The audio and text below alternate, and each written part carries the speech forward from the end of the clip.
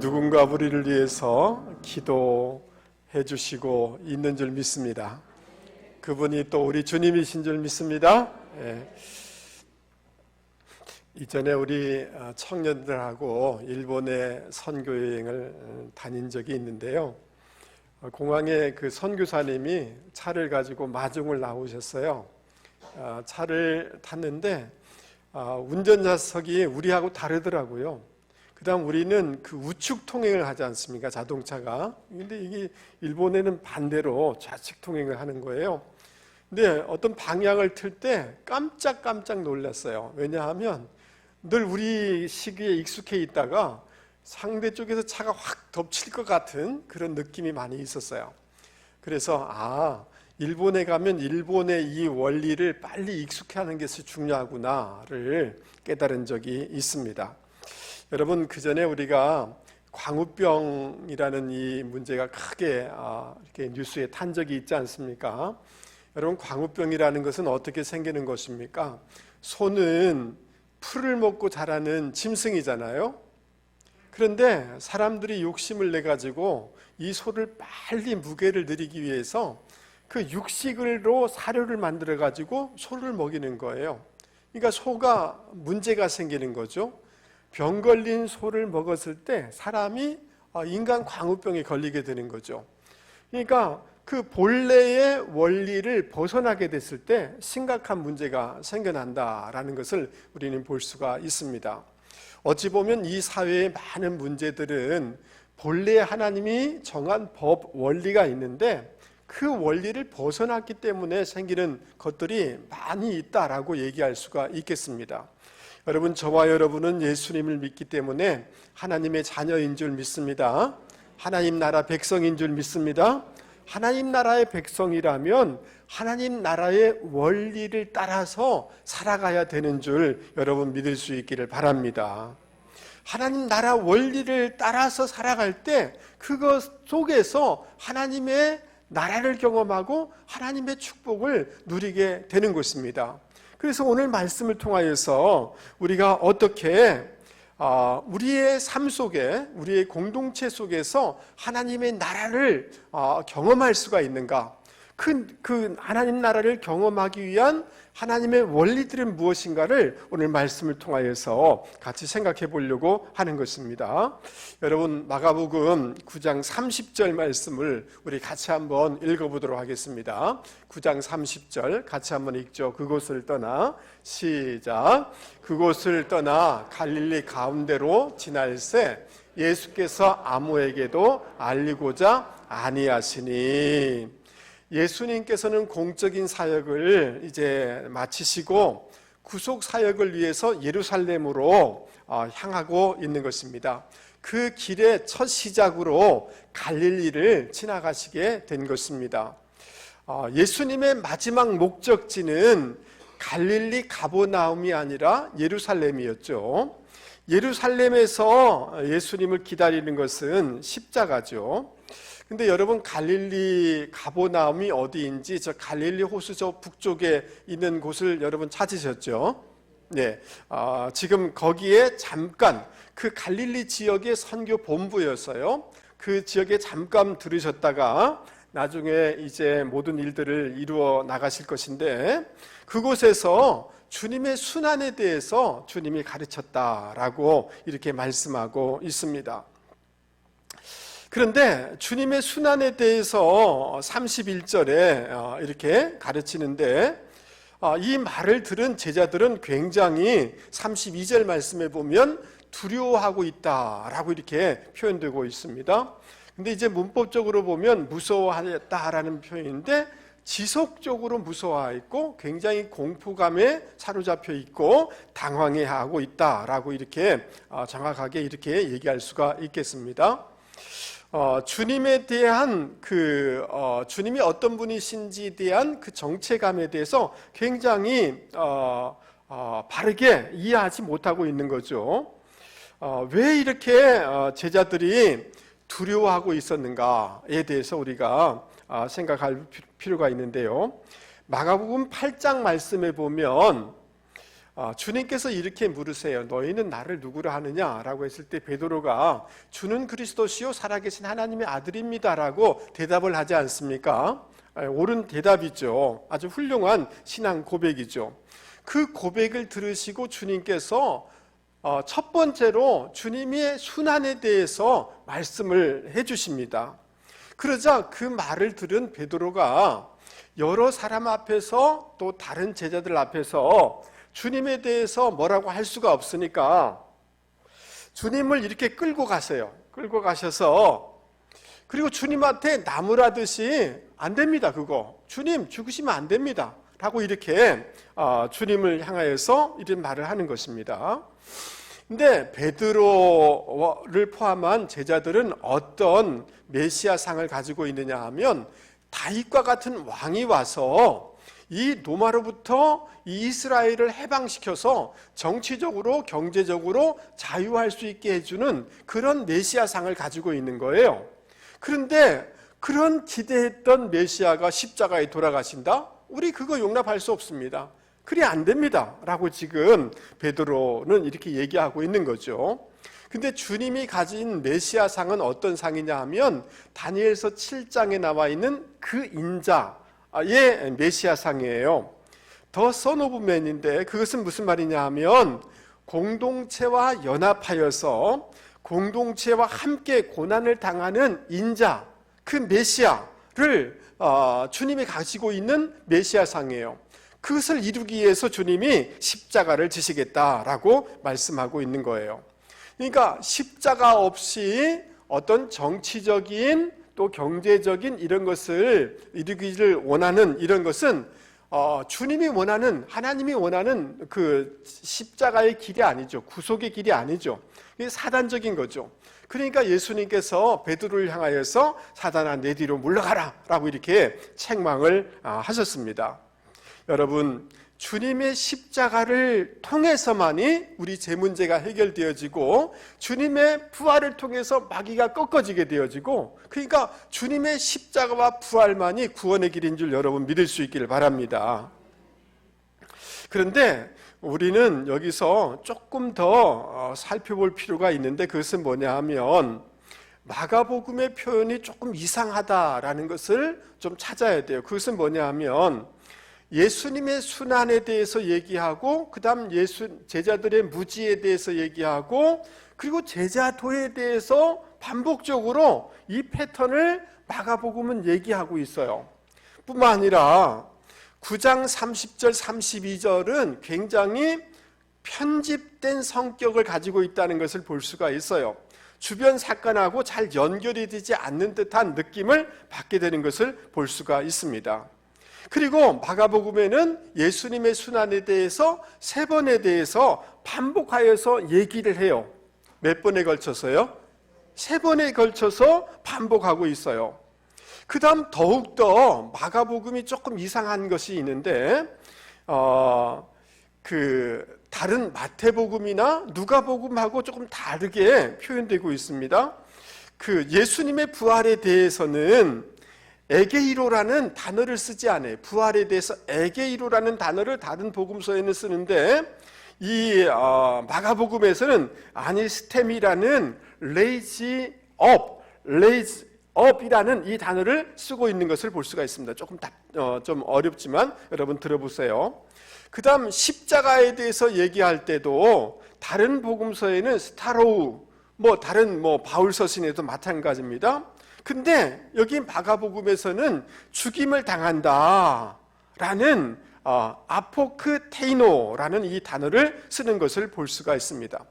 그러니까 마가복음은 어떤 의도를 이제 가지고 표현해주고 있는데 예수님의 죽음과 부활은 동시에 신앙을 가진 공동체의 고난과 부활을 염두에 두면서 이렇게 쓰고 있다는 거죠. 즉 참된 제자는 예수님처럼 십자가를 짐으로 부활을 경험해야 된다는 것을 마가복음은 의도적으로 막 표현하고 있다는 거예요.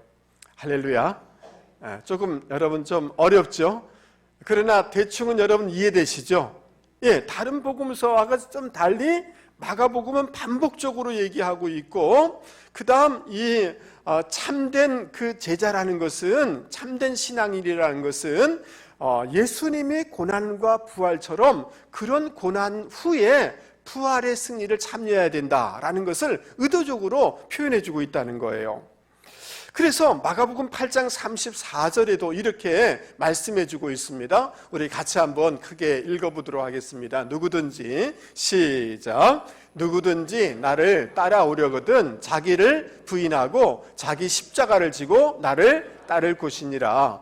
누구든지 자기 목숨을 구원하고자 하면 잃을 것이요, 누구든지 나와 복음을 위하여 자기 목숨을 잃으면 구원하리라. 아멘.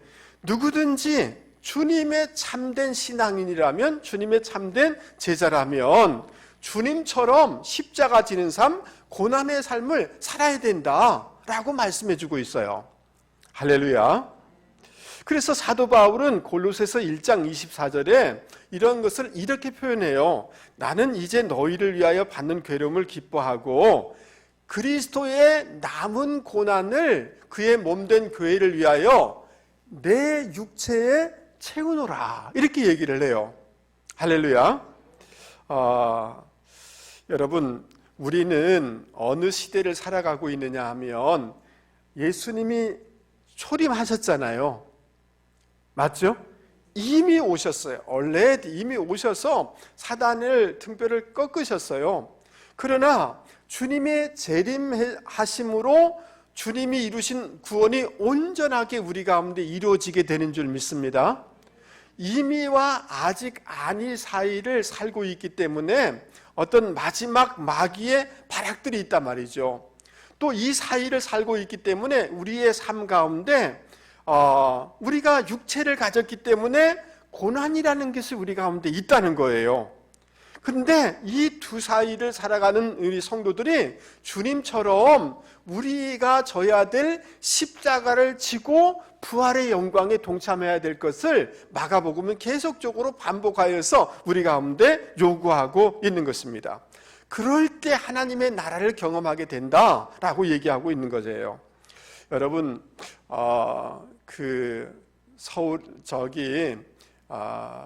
우리 교단의 아주 큰 어른이신데 그 최근에 신문에 인터뷰한 내용을 제가 봤는데요. 여러분, 157개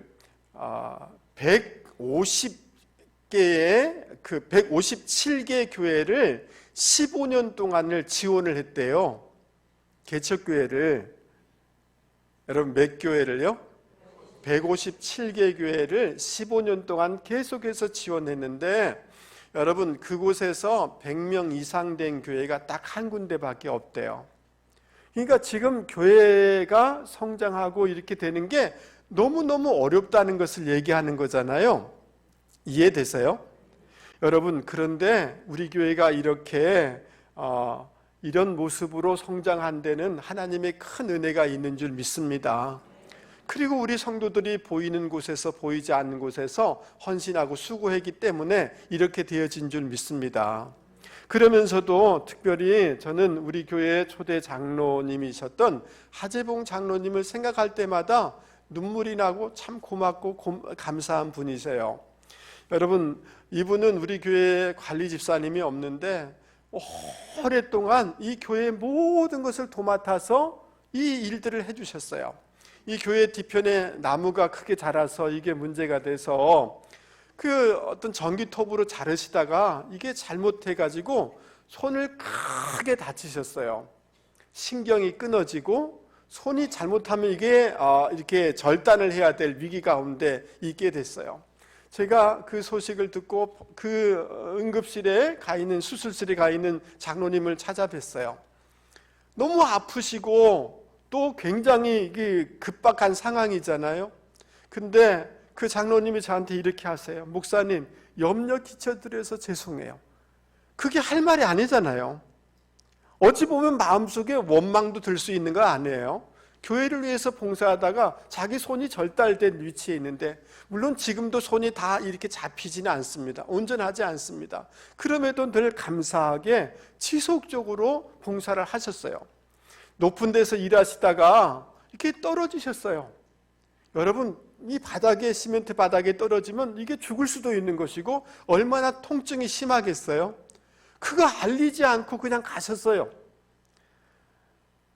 여러분, 우리 교회가 이렇게 아무것도 없는 개척교회에서 시작했는데 교회가 지으려고 하니 그래도 조금은 물질이 좀 있어야 되잖아요.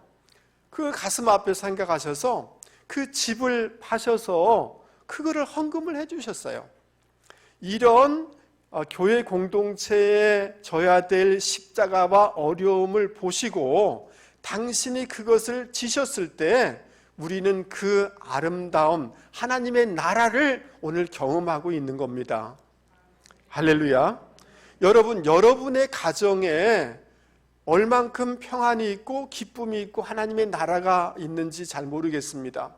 그러나 여러분의 가정에 그런 것들이 있다면 그것은 누군가 모르지만 어머니가 그 가정에 져야 될 십자가를 졌기 때문에 그런 것이고 아버지가 져야 될 십자가를 졌기 때문에 그 가정에 그만큼만 하나님의 나라가 임한 줄 저는 믿습니다. 할렐루야. 그러므로 사랑하는 성도 여러분, 우리 모두는 내가 속한 가정이든 어떤 조직이든 공동체에서 하나님의 나라를 경험하기를 원할 것입니다. 그렇지 않습니까? 그렇다면 여러분, 여러분에게 주어져 있는 어떤 그 십자가가 보인다면 오늘 주님께서 십자가 지신 것처럼 그 십자가를 달게 질 수 있는 저와 여러분이 되기 바랍니다. 어떤 사람에게는 남편이 큰 십자가가 될 수도 있을 것입니다. 어떤 사람에게는 장애를 가진 자녀가 큰 십자가가 될 수도 있을 것입니다. 가정에 남에게 말할 수 없는 어떤 무거운 짐들이 있을 수 있을 것입니다. 그러나 오늘 성경은 하나님의 나라의 원리라는 것은 내가 그 십자가를 져야 된다는 거예요. 할렐루야. 비록 무겁고 어렵지만 그 짐을, 그 십자가를 여러분 지실 수 있기를 바랍니다. 그러는 순간 하나님의 나라가 그곳에 임하게 될 줄 여러분 믿을 수 있기를 주님의 이름으로 권면을 드립니다. 여러분, 주님은 인류의 우리 인생의 근본적인 문제를 해결하기 위하여서 십자가를 향하여서 걸어가셨습니다. 그런데 그 예루살렘으로 가는 도중에 제자들은 무슨 싸움을 했느냐 하면 누가 우리 가운데 으뜸이 되느냐 이 문제로 싸우고 있는 거예요. 누가 주류냐, 누가 비주류냐. 예수님이 만약에 예루살렘에 입성하셔서 어떤 정치적인 어떤 왕국을 이룩한다면 누가 가장 높은 위치에 올라야 되느냐, 이 문제로 지금 제자들은 다투고 있는 것입니다. 여러분, 이것은 신앙의 참된 도리, 제자도의 의미를 전혀 모르고 있는 거죠. 그저 자기 유익만을 생각하는 그런 모습인 거예요. 자기만 높아지려는 그런 마음인 거예요. 그래서 주님께서 제자들을 불러서 이렇게 말씀하십니다. 누구든지 첫째가 되고자 하면 무사람의 끝이 돼야 되고 무사람을 섬기는 자가 되어야 한다라고 제자들에게 가르쳐 주셨습니다. 여러분, 세상의 원리는 내가 인정받고 내가 높임받고 내가 이렇게 사람들 앞에 박수받는 것이 세상의 원리예요. 근데 하나님의 나라의 원리는 그게 아니라는 거예요. 섬기는 자가 돼야 된다는 겁니다. 할렐루야. 할렐루야. 그래서 주님은 한 어린아이를 데려다가 제자들 가운데 세우시고 이렇게 말씀하십니다. 누구든지 내 이름으로 이런 어린아이 하나를 영접하면 나를 영접하는 것이고, 누구든지 나를 영접하면 나를 영접하는 것이 아니라 나를 보내신 하나님을 영접하는 것이다 라고 말씀해 주시는 거예요. 여러분, 당시에 어린아이는 종처럼 여겼어요. 천대하였어요. 아무런 힘과 권력이 없는 거예요. 그래서 내가 그 사람을, 그 어린아이를 섬긴다고 해서 그 사람이 나에게 어떤 유익을 줄 수 있는 그런 사람이 아닌 거예요. 그러니까 주님은 어린아이를 이렇게 보여주면서 이 아이를 섬기는 것이 나를 섬기는 것이다 라고 얘기했다는 것은 무슨 말이냐 하면, 여러분, 내가 어떤 섬김을 해나가는 데 있어서 거기에 계산을 두지 말라는 거예요. 목적을 두지 말라는 거예요. 내가 섬겨서 그 사람으로부터 무엇인가 받으려고 하지 말라는 거예요. 할렐루야. 근데 오늘날의 모든 섬김에는 그 안에 계산이 있어요. 자기 계산이 있어요. 자기 목적이 있어요. 그것은 세상의 원리라는 거예요. 우리는 무엇인가 직장에서나 교회에서나 어디서나 무엇인가를 섬겼을 때 그것에는 다른 계산이 들어가서는 안 된다는 겁니다. 할렐루야. 어떻게 하든지 이 섬김을 통하여서 그 대상에게 유익을 끼치고자 하는 목적, 그것 외에는 다른 것을 두어서는 안 된다는 거예요. 그 섬기고 나서 내가 칭찬받거나 내가 수고했다는 것을 알려지기를 원한다거나 그게 아니라는 거예요. 할렐루야. 여러분, 이 자기 중심적인 것을 뛰어넘어서 다른 사람에게 유익을 끼치고자 하는 이런 마음으로, 이런 스피릿으로 섬겨나가는 우리 모든 성도님들이 되기를 주님의 이름으로 권면을 드립니다. 그러면서 이렇게 얘기해요. 주님의 이름으로 이 어린 아이를 영접한다 라는 이 말은 무슨 말이냐 하면, 이 아이를 무명인처럼 취급하지 마라. 만왕의 왕 대신 주님의 권위를 등에 업고 온 아이인 것처럼 그 아이를 대접하라는 거예요. 여러분, 저를 한 번만 보세요. 여러분의 가정에 남편이 부족해 보일지 몰라요. 그러나 여러분의 남편을 주님처럼 섬길 수 있는 분들이 되기를 바랍니다. 여러분의 가정에 아내가 연약할지 몰라요. 하나님이 보낸 하나님의 사람으로 여기고 아내를 섬길 수 있는 분들이 되기를 주님의 이름으로 권면을 드립니다. 우리 자녀 중에 부족한 자녀가 있을 수 있어요. 그러나 그 아이를 주님이 보낸 하나님의 사람이다 라고 생각하여서 섬길 수 있는 분들이 되기를 바랍니다. 여러분, 우리 가게에 온 사람을 여러분 대할 때 이 사람은 하나님이 보내신 사자다 라는 마음으로 그 사람을 섬길 수 있는 분들이 되실 수 있기를 바랍니다. 할렐루야. 우리 옆에 사람 얼굴 보면서 이렇게 얘기하겠습니다. 하나님이 보내신 분이시군요. 할렐루야. 여러분, 교회 안에서도 여러분 그렇게 하셔야만 됩니다. 할렐루야. 하나님이 보내신 분이군요. 이런 마음으로 우리가 서로 섬겨야 되는 줄 여러분 믿을 수 있기 바랍니다. 이 말씀은 무슨 말이냐 하면, 첫째가 되고자 하느냐, 섬기는 자가 되어야 된다라는 말은 무슨 말이냐 하면 그 안에 자기 희생이 들어가 있어야 된다는 거예요. 섬김에는 말로만 되는 게 아니에요. 십자가가 있고 희생이 있고 자기 희생을 담은 그런 섬김이 있어야 된다라는 뜻을 가르쳐주고 있는 것입니다. 주님 자신도 마가복음 10장 45절에 이렇게 말씀하셨습니다. 인자가 온 것은 섬김을 받으려 함이 아니라, 아멘 하시죠? 도리어 그 다음 뭐예요?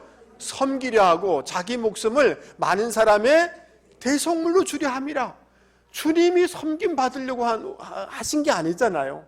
그러면 교회 안에서 여러분 내가 섬김 받아야지, 이것은 하나님 나라의 원리가 아니지 않습니까? 맞아요? 우리 피차 서로 섬기려 해야 될 줄 믿습니다. 그리고 주님의 섬김에는 다른 목적이 없다는 거예요. 많은 사람의 대속물로 줘서 그들의 제 문제를 해결해 주고 인생의 문제를 해결해 주고 전국적인 승리를 유익해 하기 위해서 주님이 섬기셨다는 거죠. 이것이 궁극적인 목적이어야 된다는 것입니다. 할렐루야. 여러분, 이전에 어느 지인을 통해서 고신의대에 우리 교회 가까이에 있잖아요. 거기 그 한 옥탑방에 제가 안내를 받은 적이 있어요. 한번 보여줘 보세요. 그 좁은 계단을 통해서 안에 옥탑방에 그냥 좁은 계단을 통해서 한 20여 평 되는 옥탑방으로 목사님 제가 보여드릴 게 있습니다라고 해서 따라갔어요. 가서 봤더니만 여러분 이 고신, 옛날에는 복음병원이라고 하고 고신의료원이라고 하기도 했는데, 이 고신의대를 세우신 장기려 박사님이 마지막 돌아가시기 전까지 머물르셨던 그 방이었어요. 여러분, 이분은 집도 한 채 없으셨어요. 이분은 평북 용천이라는 곳에서 태어나서 기독교 고등학교를 졸업하면서 하나님 앞에 소원합니다. 하나님, 정말 그 가난해서 너무너무 어려운 사람들을 돌보는 의사가 되고 싶어요 라고 해서 경성의전, 지금 서울의대에 들어가게 되어집니다. 수석으로 졸업하게 되어져요. 그리고 아직 그 남북이 나누어지기 전인데요, 김일성 대학병원 외과과장으로 최초로 간 절제 수술을 성공적으로 이루시게 되어집니다. 여러분, 이 김일성이란 사람이 죽기 전까지 정말 찾았던 사람이 누구냐 하면 이분이셔요. 이분의 수술을 받고 싶어 했던 그런 분이세요. 그리고 이광수 소설 사랑의 그 주인공이 모델이고요. 이광수라는 춘원 이광수가 당신은 성인이 아니면 바보다라고 얘기했던 사람이에요. 그리고 김교신, 함석헌, 유달령 선생과 함께 성서조선지를 발간하다가 감옥에 투옥되었던 신실한 그리스도인이에요. 6.25 전쟁에 발발하면서 51년 여러분 영도에 제3영도교회 창고 터에다가 천막 3동을 지어가지고 병원을 시작한 것이 고신은대의 시작인 거예요. 여러분, 난민들 돈 가진 게 없잖아요. 그리고 여러 가지 전쟁에 많이 다친 사람들을 돕기 시작하면서 고신 복음병원이 시작되게 된 것입니다. 여러분, 근데 이제 장기려 박사는 그냥 병원에만 있는 게 아니라 여기 경남 이런 데를 찾아다니면서 치료해줘요. 왜냐하면 돈이 없어서 치료받지 못한 환자가 있어서는 안 된다는 그런 철학이 있었기 때문에 그렇게 하신 거예요. 그리고 여러분, 이분은 여러분 그 당시에 얼마나 가난한 사람이 많겠어요. 수술 받아서 수술비를, 병원비를 못 내니까 그런 사정을 알고 이 장기려 박사가 그 환자에게 얘기해요. 내가 문 열어놓을 테니까 몰래 밤에 그냥 나가버리라고. 자주 그랬다는 거예요. 그 다음 여러분, 영양실조 환자들이 있잖아요. 그러면 처방전을 밑에다가 내리잖아요. 거기다가 뭐라고 썼느냐 하면 이 환자에게 닭 2마리 값을 내주시오 원장, 이렇게 썼다는 거예요. 여러분, 격리실에서 기가 막힐 일이잖아요. 돈을 받아도 못 팔 바에 돈을 내주라는 거예요. 그래서 따지니까 나는 의사고, 의사는 아픈 사람을 치료하는 사람인데 이 사람은 먹어야 될 사람인데 내가 의사로서 어떻게 해야 되냐고. 이 처방이 먹여줘야 되는 건데 돈도 없는데, 그래서 닭 2마리 값 좀 주라고. 격리실에서 안 됩니다. 그럼 내 월급에서 그것을 떼십시오 라고 이렇게 했다는 거예요. 여러분, 6.25가 이렇게 때 그 아들만 데리고 그냥 다른 아내와 다른 그 자녀들은 놔두고 급하게 내려오게 됐거든요. 그래서 너무 귀한 일들을 많이 하고 또 알려진 사람이니까 정부에서나 북한에서나 그 이산상봉에 제일 우선순위에 두려고 이렇게 배치를 해드리려고 한 거예요. 여러분, 내가 어렵고 만나보고 싶은 사람이 있다면 다른 사람도 동일하지 않겠어요? 그러니까 안 된다고. 그 사람 내가 먼저 그 순서를 다 순서 따라서 해야 되는 거잖아요. 그러면 그 사람은 희생당하지 않냐고. 결국은 자기 아내를 만나지 못하고 돌아가시게 되어져요. 여러분, 이 사람은 그 당시에 짜장면 값이 50원인데 월 60원을 내서, 지금 우리는 의료보험 혜택을 보지 않습니까? 의료보험이 생겨나기 전에 청십자 의료조합을 만들어서 20여만 명의 사람들이 의료 혜택을 받도록 이런 일들을 하신 분이 장기려 박사님이세요. 이 사람의 삶의 모토가 뭐냐 하면 예수를 본받고 섬기자가 이 사람의 삶의 모토예요. 그렇게 살았어요. 여러분, 이분이 그 누군가에게 유익을 끼치려고 하고 자기를 희생하고 헌신하면서 섬겨나갈 때 그곳에 하나님의 나라가 이루어진 거예요. 할렐루야.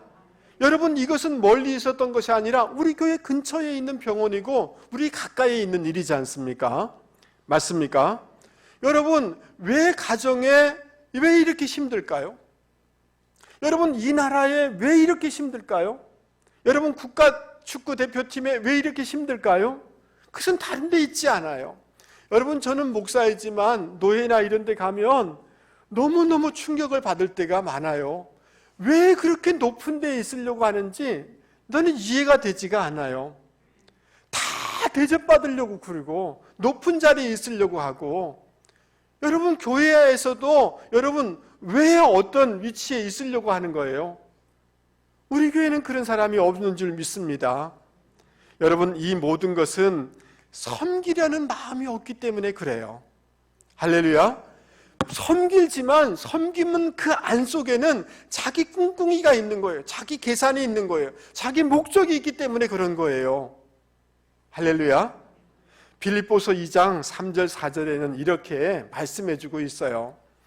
우리 같이 한번 읽어보도록 하겠습니다. 무슨 일에나, 시작. 무슨 일에나 이기적인 야심이나 허영을 버리고 다만 겸손한 마음으로 서로 남을 자기보다 낮게 여기십시오. 저마다 제 실속만 차리지 말고 남의 이익도 돌보십시오. 이건 하나님의 말씀인 줄 믿습니다. 셀프 앰비션이라고 했어요. 셀피시 앰비션, 야망이 우리 속에 있는 거예요. 그러면 안 된다는 거예요. 자기 계산을 거기다 두면 안 된다는 거예요. 아멘. 예, 이런 마음으로 여러분 섬겨나가는 분들이 되기를 바랍니다. 여러분, 저는 우리 교회가 참 좋습니다. 여러분은 어떻게 생각할지 모르지만 참 좋아요. 지금까지 그랬던 것처럼 여러분 교회 안에서도 어떤 이익이나 어떤 높임이나 어떤 명예나 이런 것에 관심 두기보다 어떻게 하면 많이 섬길 수 있을까? 어떻게 하면 많은 유익을 끼칠 수 있을까에 관심을 두고 신앙생활 해나가는 분들이 되기를 주님의 이름으로 권면을 드립니다. 할렐루야. 여러분, 가게를 운영하시고 사업을 하시는 분들은 저를 보시기 바랍니다.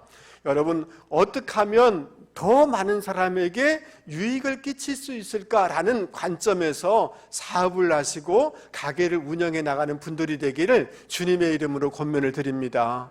여러분, 우리 청년들 뭐 때문에 직장을 구하려고 하고 뭐 때문에 지금 공부를 하려고 하는 것입니까? 더 많은 사람에게 유익을 끼치고 더 많은 사람들을 섬기고자 하는 그런 비전을 가지고 여러분들이 미래를 준비해 나가는 분들이 되기를 바랍니다. 그럴 때 그것이 하나님 나라의 원리이고 그곳에 하나님의 나라가 임하게 되는 줄 여러분 믿을 수 있기를 바랍니다. 여러분, 요 앞에 무슨 사건이 있었느냐 하면 제자들이 귀신 들린 그 한 아이를 데리고 왔는데 예수 이름을 명하노니 귀신은 떠나가라 했는데 떠나가주면 감사한 일이잖아요. 아니, 아무리 애써도 안 떠나간 거예요. 근데 제자군이 아닌데 어떤 사람이 예수 이름으로 명하노니 귀신아 떠나가라 하니까 떠나가는 역사가 있는 거예요. 근데 이 사람은 제자들처럼 막 자기 희생과 헌신 이런 자리에 있지 않고 그냥 그렇게 했다는 거예요. 그러니까 요한과 그 사람들이 마음이 불편한 거예요. 그래서 주님한테 얘기를 합니다. 주님, 우리처럼 헌신하지도 않고 따르지도 않는데 주님의 이름으로 귀신을 막 쫓아내고 이런 일을 하고 있습니다. 그래서 함부로 주님의 이름 쓰지 말라고 제가 그랬습니다 라고 요한이 얘기를 하는 거예요. 여러분, 이해되시죠? 그 안에는 상당히 복잡한 마음이 있었을 거예요. 자기들은 할 때는 안 되는데 이 사람은 예수 이름으로 귀신을 쫓아내잖아요. 우리는 그래도 집도 버리고 배도 버리고 그물도 버리고 쫓이고 있는데 그 사람은 그렇지도 않은데 이런 놀라운 역사가 일어나니 마음속에 불편함이 있을 거예요. 그런데 이 요한과 제자들 마음속에는 굉장히 편협한 마음이 있는 거예요. 옹졸한 마음이 있는 거예요. 배타의식이 있는 거예요. 그때 주님이 이렇게 말씀하세요. 금하지 마. 내 이름으로 오타하여서 능한 일을 행하고 나를 비방하는 사람은 없어. 무리를 반대하지 않은 자는 우리를 위하는 자야 라고 말씀해 주셔요. 이 말은 무슨 말이냐 하면 너 마음 좀 넓게 가져. 너 포용심을 좀 가져. 관용의 마음을 좀 가져 라고 이렇게 말씀하시는 거예요. 여러분, 이 말씀이 오늘 저와 여러분에게 주시는 주님의 음성이기를 바랍니다. 너 마음 좀 넓게 가져라, 좀 관용을 좀 해라 라고 주님이 우리 가운데 권면해 주는 말씀인 줄 여러분 믿을 수 있기 바랍니다. 여러분, 우리 옆에 사람한테 얘기하겠습니다. 집사님, 마음을 좀 넓게 가지기 바랍니다. 관용하시기 바랍니다. 할렐루야. 여러분, 한 아버지가 그 아들을 공부시키고 싶은데 돈이 없는 거예요. 그래서 아침마다 부잣집에 가서 물을 팔아가지고 공부를 시키는 거예요. 그 일을 부잣집 물 다 이렇게 해놓으면 부잣집에서 쌀 밥과 고기 그걸 이렇게 주시면 그거 얻어먹고 오는 거예요. 근데 아들을 생각하니까 늘 보리밥 먹고 죽만 먹는 게 너무 가슴이 아픈 거예요. 어느 날인가는 나도 우리 자식 한번 쌀밥 먹여봐야 되겠다 해서 아침 일찍 그 부잣집 같이 가서 그 물을 다 길어놓고 하니까 쌀밥하고 고깃국이 나온 거예요. 아들아, 이거 먹어라 라고 이렇게 하는 거예요. 근데 처마 밑에 앉아가지고 아들하고 밥 먹는 거 아니에요? 좀 쌀쌀한 날씨에. 그러니까 이 주인이 그 모습을 보니까 마음이 좀 아픈 거예요. 여보게, 그 자기 집 저 사람들 좀 넉넉하게 갖다 줘, 좀 많이 갖다 줘, 좀 잘 먹게 해줘 라고 이렇게 자기 집 하인한테 얘기하는 거예요. 근데 그 부잣집 아들이 그 문틈으로 이렇게 가만히 보니까 그 아버지하고 아들이 거기 참 추운데 앉아가지고 밥 먹고 있잖아요. 근데 그 아이를 보니까 자기 반 친구인 거예요. 그래가지고 아버지한테 얘기하는 거예요. 아버지, 우리 친구예요. 그 말을 들으니까 이 주인 아버지가 더 마음이 찡한 거 아니에요? 그러니까 이 사람아, 말 위에 올라와서 밥 먹어. 그리고 그 하인한테 더 많이 갖다 줘, 많이 먹게 해 라고 이렇게 얘기를 해주는 거예요. 세월이 지난 후에 여러분, 이 중학생이었던 이 물장수 아들이 여러분 인민군 장교가 되어서 서울에 쳐들어온 거예요. 그러니까 여러분, 그 부자들 다 잡아다가 다 처형시키고 죽이는 건 아니에요? 그렇잖아요. 부자들 다 잡아온 거죠. 그냥 즉석 재판을 하는 거죠. 한 명 한 명 죽이는데 딱 보니까 한 사람이 딱 거기 있는데 옛날에 자기에게 그 많이 먹게 해주라고 해준 그 사람이 자기 앞에 딱 눈에 보이는 거예요. 여러분, 죽을 수밖에 없는 상황이었죠. 여보게, 말 위에 올라와서 먹게, 넉넉히 갖다 줘. 그 말이 생생하게 떠오르는 거예요. 그래서 이렇게 얘기하는 거예요. 영감님, 바로 제가 영감님의 아들 누구누구 친구 누구입니다 라고 얘기를 하는 거예요. 제게 정말 따뜻하게 해주셨던 거 저 잊지 못합니다 라고 하면서 석방해 줬다는 거예요. 여러분, 제가 뭘 말씀드리려고 하느냐 하면, 여러분, 우리는 우리의 마음을 이렇게 조금 더 하나님의 백성이라면 넓혀야 되는 줄 여러분 믿을 수 있기 바랍니다. 그런데 우리 한국 사람은 너무 자기 편, 이게 너무 강한 거예요. 우리 고향 사람, 우리 편, 우리 구역, 내 편 아니면 상대방은 다 적으로 여기는 이런 경향이, 배타의식이 우리 한국 사람은 너무 강한 거예요. 하나님의 백성은 하나님의 원리 따라 살아가야 되는 줄 여러분 믿을 수 있기 바랍니다. 할렐루야. 그러기에 여러분, 저는 여러분한테 정말 부끄러워요. 목사로서 마음이 그냥 새 가슴보다 못해요. 제 마음을 넓혀야 돼요. 여러분, 마찬가지로 우리 사랑하는 성도 여러분, 우리는 하나님의 백성이기에 우리의 마음을 넓혀야 될 줄 믿습니다. 할렐루야. 우리끼리 친하고 우리 구역끼리만 이러시면 안 되셔요. 옆을 돌아보고 좀 더 품으려고 하고 수용하려고 하고. 할렐루야. 아멘. 그리고 좀 이 나라 저는 이게 이해가 안 돼요. 우리 그 노예도 뭐 이제 서부가 있고 북부 시찰이 있고 무슨 시찰이 있고, 여러분 동일한 노예 안에서 누가 뭐 노예장이 되든 말든 다 같은 사람 아니에요? 근데 왜 거기 이쪽 지역에서 시찰에서 누가 돼야 된다고 막 싸우고 그런 거 이해가 되지가 않아요. 여러분, 우리가 좀 더 넓혀져야 되는 줄 여러분 믿을 수 있기를 바랍니다. 여러분, 아까 얘기했던 요한은 사람이 바뀌었을까요? 안 바뀌었을까요? 아까 하지 말게 멈추게 했잖아요. 그리고 누가복음에 하나 더 기록하고 있어요. 사마리아 지역 갔는데 그냥 반대하고 환영 안 하니까 불 내려가지고 다 태워버리십시오, 이렇게 했던 아주 성질이 보통 성질이 아니에요. 요한이 바뀌어서 사랑의 사도가 됐어요. 요한은 마음을 넓혔을까요? 넓혔습니다. 여러분, 저와 여러분의 마음도 넓혀질 수 있을까요? 성령으로 충만하면 예루살렘을 넘어서 땅끝까지 품을 수 있게 되는 줄 여러분 믿을 수 있기를 바랍니다. 말씀을 마치려고 합니다. 여러분, 하나님의 나라를 많이 경험하는 2월이 되고 새해가 되기를 주님의 이름으로 축복합니다. 하나님의 나라를 경험하려면 하나님의 원리 따라 살아가야 되는 줄 믿습니다. 여러분, 가정 안에, 직장 안에 져야 될 짐이 있습니까? 여러분, 참 힘들지만 그럼에도 불구하고 오늘 주님은 너가 져라, 십자가 져 라고 말씀하십니다. 할렐루야. 십자가를 졌기 때문에 여러분의 가정에 지금 이만큼의 하나님의 나라가 임한 거잖아요. 근데 그 하나님의 나라가 더 커지기를 바라시잖아요. 맞죠? 예. 목사님 말도 마세요. 우리 남편 아우 힘들어 죽겠어요. 그러면 제가 뭐라고 얘기할까요? 주님은 뭐라고 얘기할까요? 네가 져야 된다.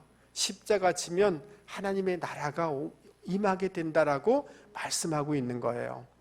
할렐루야. 다른 목적과 계산을 두지 말고 교회에서나 일터에서나 사업장에서나 많이 섬기려고, 유익을 끼치려고 많은 이런 마음으로 섬기는 분들이 되기를 주님의 이름으로 권면을 드립니다. 아멘. 그리고 저보지 마세요. 제 부담스러워요. 옆에 사람 보면서 집사님, 우리는 같은 편입니다. 집사님, 우리의 마음을 더 넓히십시다. 여러분, 이 비전교회 이게 얼마 되겠어요? 여기 다 이긴데 이게 다 우리 같은 가족이에요. 맞죠? 예, 이렇게 넓히시고 저기 다른 지역에서 나라에서 오신 분들에 대해서도 관용을 품으세요. 예, 다른 3세계에 오신 분들도 여러분 사랑해야 될 줄 믿습니다. 다른 지역 사람도 사랑하시고 이러면 하나님의 나라를 경험하게 될 줄 믿습니다. 이 시간 우리 마음 가운데 하나님의 나라가 임하기를 소원하는 마음으로 우리 같이 찬송하도록 하겠습니다.